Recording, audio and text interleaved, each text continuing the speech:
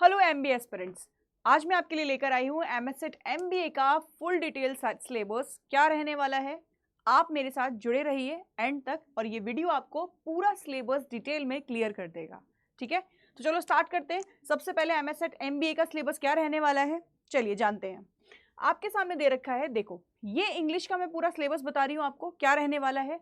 जैसा कि आप देख रहे हो स्क्रीन पर, रीडिंग कॉम्प्रीहेंशन इसमें आता है। अब देखो यहाँ पे लिखा हुआ है रीडिंग कॉम्प्रीहेंशन, आप इसे आरसी के नाम से भी जानते हो और आप इसे अनसीन पैसेज या फिर सिर्फ कॉम्प्रीहेंशन के नाम से भी जानते हो। ये आपका आता है, कितना आता है, ये आता है 2-3 passage with question on content, tone and implication. इसका मतलब ये हुआ कि इसके जो क्वेश्चंस आते हैं, मतलब 2 से 3 पैसेज ये आपको आपके पेपर में मिल जाता है इजीली। ठीक है, इसके अलावा क्या चीजें होती है, इसके अलावा इसमें आपको टोन से बेस्ड क्वेश्चन पूछे जाते हैं। पूरा पैसेज दे दिया जाएगा, पूछा जाएगा इसकी टोन क्या है।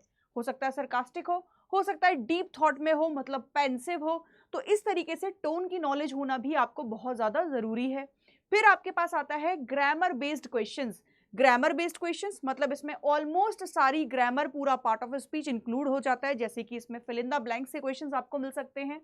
फिर आपको टेंसेस, प्रीपोजिशन, एरर डिटेक्शन और इसके अलावा सेंटेंस कंप्लीशन से भी आपको क्वेश्चंस इसमें इजीली मिल जाएंगे। अच्छा, लेवल क्या रहेगा, लेवल इसका मॉडरेट टू टफ रहता है इजी लेवल इसमें आपको नहीं मिलेगा। ठीक है, फिर आती है वोकैब, जो कि सबसे ज़्यादा इंपॉर्टेंट है और सबसे ज़्यादा आती है, सबसे ज़्यादा। एक बार को आपको रीडिंग कॉम्प्रिहेंशन नहीं मिलेगा, लेकिन आपको वोकैबुलरी के कितने बहुत अच्छे अमाउंट में क्वेश्चन मिल जाएंगे। ठीक है, और यहाँ पे सिनोनिम, एंटोनिम्स, स्पेलिंग एरर और आपको वर्ड यूजेस जैसे क्वेश्चंस आपको देखने को मिलते हैं वोकैबुलरी में। इसके बाद आता है पैरा कंप्लीशन, पैराग्राफ दे दिया जाता है और उसको कंप्लीट करने के लिए आपके पास 4 से 5 ऑप्शंस होते हैं इसमें, और आपको वही ऑप्शन इसमें टिक करने होते हैं। वही आपका पैरा कंप्लीशन का पार्ट होता है। और विद लॉजिकल, यहाँ पे कुछ वर्ड्स मैं आपको सर्टेन क्लासेस में बता देती हूँ, जैसे मोर ओवर, हाउ एवर जैसे वर्ड्स हैं, वो आप इंक्लूड करके आप अपना सेंटेंस को या फिर पैरा को कंप्लीट कर सकते हैं। नेक्स्ट है आपके सामने पैरा जंबल, जिसको आपने बचपन में पढ़ा होगा रीऑर्डरिंग के वे में, है ना, जिसमें कि वर्ड्स को जंबल कर दिया जाता है और आपको इसका प्रॉपर सीक्वेंस या प्रॉपर सेंटेंस बनाना होता है। यहाँ पे ऐसा नहीं होगा, यहाँ पे क्या होगा, सेंटेंस को जंबल कर दिया जाएगा और आपको उसका प्रॉपर सीक्वेंस बनाना होगा। इसकी बहुत सारी ट्रिक्स होती हैं, आप क्लास में आइएगा, आपको क्लास में सारी ट्रिक्स पता चल जाती हैं। ठीक है, इसके बाद आपके पास है sentence completion and word arrangement. Sentence को कंप्लीट करना, वो था पैरा कंप्लीट करना, पैरा कंप्लीशन। यहाँ होगा सेंटेंस कंप्लीट करना और वर्ड को अरेंज करना। हम कह सकते हैं सेंटेंस इंप्रूवमेंट का पार्ट है ये। ठीक है, ये आपके सामने होता है, जिसमें कि आपके पास में क्या होता है, फिल मिसिंग वर्ड्स और arrange words in a sentence. कुछ मिसिंग वर्ड्स होते हैं, कुछ अरेंज करने के लिए वर्ड्स आपके पास दे रखे होंगे। फिर आता है वन वर्ड सब्स्टिट्यूशन, ये हमारा वैसे देखा जाए बेसिकली वो कैब का ही पार्ट होता है। ठीक है, वन वर्ड सब्स्टिट्यूशन से काफ़ी सारे वर्ड्स आपको मिलेंगे और इसमें अच्छा जो क्वेश्चंस आते हैं, क्वेश्चन इसमें मैच द कॉलम के वे में भी आ जाते हैं। मतलब एक साइड में तो आपको वर्ड्स दे रखे होंगे, एक साइड में उनका पूरा मैनर में पूरा सेंटेंस लिखा हुआ होगा, आपको उसको मैच करना होगा। तो ये एक वे रहता है इनका देने का। और यहाँ पे ये मैंने बता दिया इंग्लिश का प्रॉपर सिलेबस, जो कि आपके एमएससेट एमबीए में इंक्लूड किया जाता है। अच्छा, इसके बाद बहुत सारे बच्चों का ये क्वेरी होती है कि क्या मैम आप वेटेज बता सकते हो कि कितना वेटेज होगा, मतलब हम किस तरीके से किसको ज़्यादा फोकस करके पढ़ें। हाँ, तो चलो इस पर स्टार्ट करते हैं और मैं आपको बताती हूँ इसका वेटेज क्या रहने वाला है। देखो आपके सामने दे रखा है और ये एक्सपेक्टेड है, मतलब मैं इसमें कोई कंफर्मेशन नहीं दूंगी, बट ये एक्सपेक्टेड है 2025 का डेटा मेरे पास है, ये उसका है। जैसे कि आप देख रहे हो रीडिंग कॉम्प्रीहेंशन मैं पहले भी बता चुकी हूँ, 2 से 3 रहता है इसमें, है ना, जो मार्जिन रहता है क्वेश्चंस मतलब पैराग्राफ का, और क्वेश्चंस इसमें टोन और इम्प्लीकेशन के वे में आते हैं आपके पास। इसके बाद आपके पास ग्रामर बेस्ड में fill in the blanks, tenses, preposition, error detection और सेंटेंस कंप्लीशन जैसे क्वेश्चंस आते हैं। और ये कितने रहते हैं, ये 9 से 10 ज़्यादा अमाउंट आप देख रहे हैं इनका है। इससे ऊपर आपके पास अगर रीडिंग कॉम्प्रीहेंशन 2 से 3 आ रहा है, तो वो आपके 12 से 15 क्वेश्चंस को इंक्लूड कर रहा है।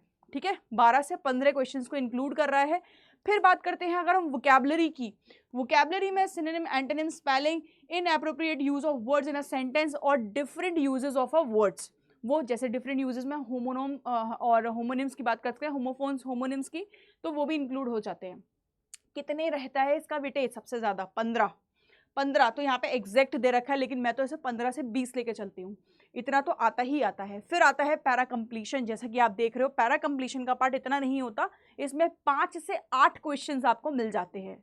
ठीक है, फिर लास्ट है आपके पास पैराजंबल, जो कि आपके सेम रहता है 5 से 8 क्वेश्चन। जैसा कि मैंने आपको पहले भी बताया था कि vocabulary is the most important, जिसके कि यहाँ पे एग्जैक्ट 15 दे रखा है, बट आप मान के चलिए कि 15 से 20 का इसमें वेटेज रहता है। ये बहुत ज़्यादा इंपॉर्टेंट हो जाता है। अच्छा, ये तो हुआ बात हमारे सिलेबस से रिगार्डिंग, जो जो सिलेबस में हमारा आने वाला है। अच्छा, कितने क्वेश्चंस आएंगे, वो सारी चीज़ें वो आगे चलते हैं और मैं आपको समझाती हूँ कितना क्वेश्चंस रहता है, क्या नेगेटिव मार्किंग है या नहीं। तो आपके सामने ये दे रखा है।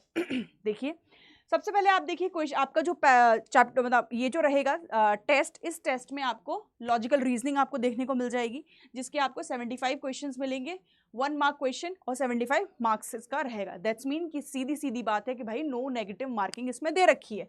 जैसा कि आप दे रखे हैं, there is no negative marking system in for this test. इसकी एज लिमिट, कोई एज लिमिट नहीं होती, एज लिमिट भी कुछ नहीं है।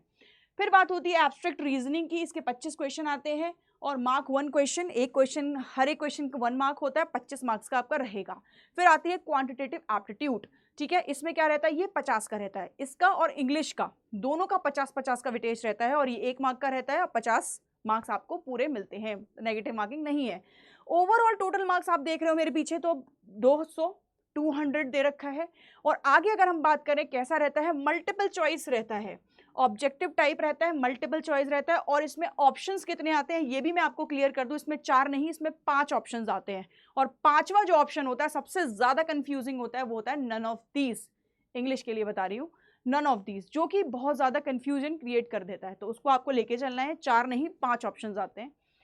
टाइमिंग क्या रहता है, ये ड्यूरेशन रहता है 150 मिनट का, 150 मिनट का ड्यूरेशन रहता है। आपको अपने अकॉर्डिंग जो आपको टफ लगता है, ईजी लगता है, आप मैनेजमेंट के हिसाब से कर सकते हैं। आपका टाइम मैनेजमेंट बड़ा इंपॉर्टेंट रोल प्ले करता है।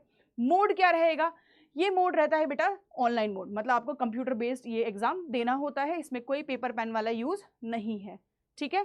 तो आई होप आपको मेरा बताया हुआ पूरा सिलेबस क्लियर हुआ होगा, माइंड में पूरा रोड मैप बन गया होगा एमएस सेट एमबीए को लेकर। और ज़्यादा अगर आपको कोई इन्फॉर्मेशन इससे रिलेटेड चाहिए तो कमेंट सेक्शन में आप मुझे कमेंट करके बताना, आगे मैं उससे रिलेटेड आपको वीडियोस देती रहूँगी। और सेम ट्रिक्स अप्लाई करने के लिए जो मैंने आपको कन्वे की है, आप मेरी क्लास ज्वाइन कर सकते हैं, ठीक है। Thank you so much.